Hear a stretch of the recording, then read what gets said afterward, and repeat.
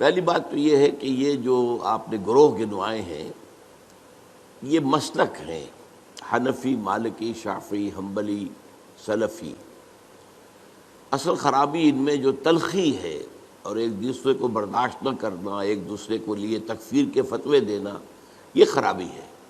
مسلکوں کے اختلاف میں کوئی خرابی نہیں ہے، اور یہ مسلکوں کا اختلاف بالکل سمجھ میں آ جاتا ہے کہ قرآن سے اور حدیث سے، سنت سے استنباط کرتے ہوئے ایک شخص ایک رائے نکالتا ہے، ایک شخص اسی سے دوسری رائے نکالتا ہے، اور یہ دونوں رائے ہوتی ہیں مبنی بر خلوص اور اخلاص۔ مثلا میں آپ کو ایک واقعہ سناتا ہوں۔ ہمارے ایک بزرگ تھے ڈاکٹر عثمانی مرحوم، ان کے نام سے وہ ایک جماعت بھی حزب اللہ موجود ہے، وہ ایک علیحدہ مسئلہ ہے۔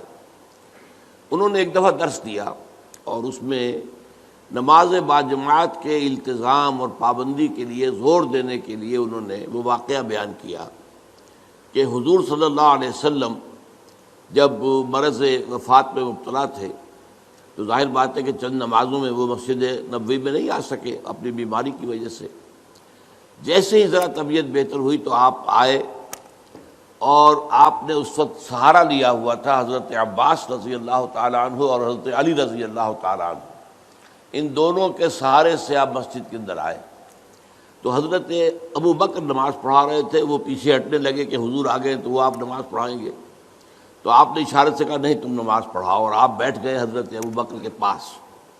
بہرحال باقی واقعہ میں بیان نہیں کر رہا، اس سے انہوں نے استنباط کیا کہ دیکھیے نماز باجماعت کی اہمیت یہ ہے کہ حضور اس حال میں بھی، جبکہ آپ چل بھی نہیں سکتے، بمشکل دو افراد کا سہارا لے کر آ رہے ہیں، پھر بھی آپ نماز باجماعت میں شریک ہوئے۔ میں نے ان سے بعد میں عرض کیا کہ ڈاکٹر صاحب میں اس حدیث سے ایک اور نتیجہ نکالتا ہوں، اور وہ کیا ہے کہ نماز باجماعت سے صرف مریض ہی مستثنیٰ نہیں ہے، اس کے تیماردار بھی مستثنیٰ ہیں۔ حضرت عباس اور حضرت علی جو ہے وہ گھر کے اندر موجود تھے، مسجد میں تو نہیں آئے، وہ بیمار نہیں تھے، لیکن چونکہ وہ بھی حضور کے تیماردار تھے، حضور کی دیکھ بھال کر رہے تھے، تو گویا کہ ان کے لیے بھی اس وقت نماز باجماعت میں شریک ہونا لازم نہیں تھا۔ اب دیکھیے واقعہ ایک ہی ہے، اس سے ایک نتیجہ یہ نکل رہا، ایک نتیجہ یہ نکل رہا ہے۔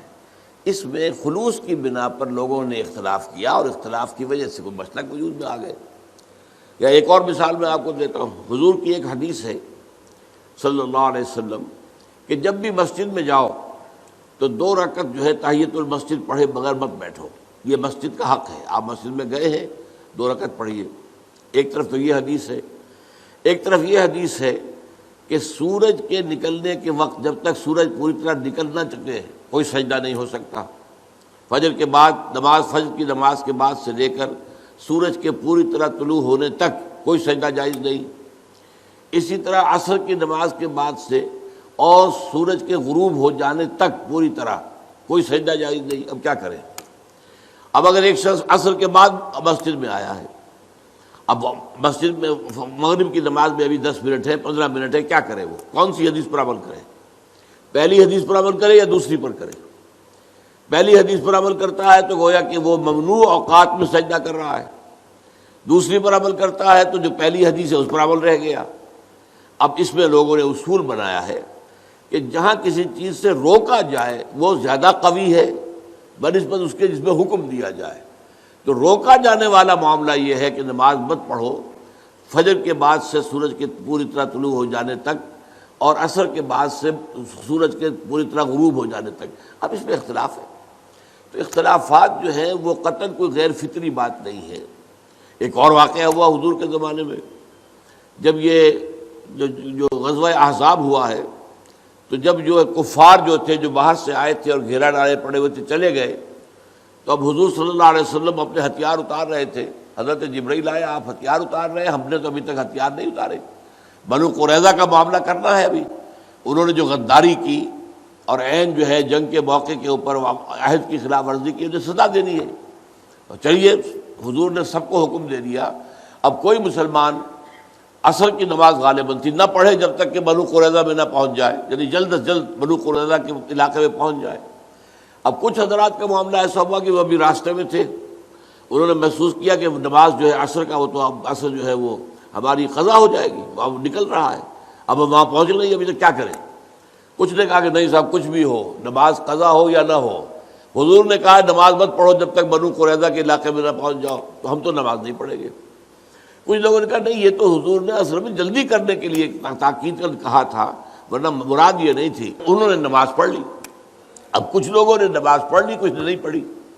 حضور کے سامنے جا کے بات رکھی گئی، حضور نے فرمایا دونوں نے صحیح کیا، یعنی دونوں نے استنباط کیا ہے اپنے اپنے اصول سے اور اپنی یعنی ایک عقلی صلاحیت کو برسر کار لاتے ہوئے، تو دونوں کا معاملہ ٹھیک ہے۔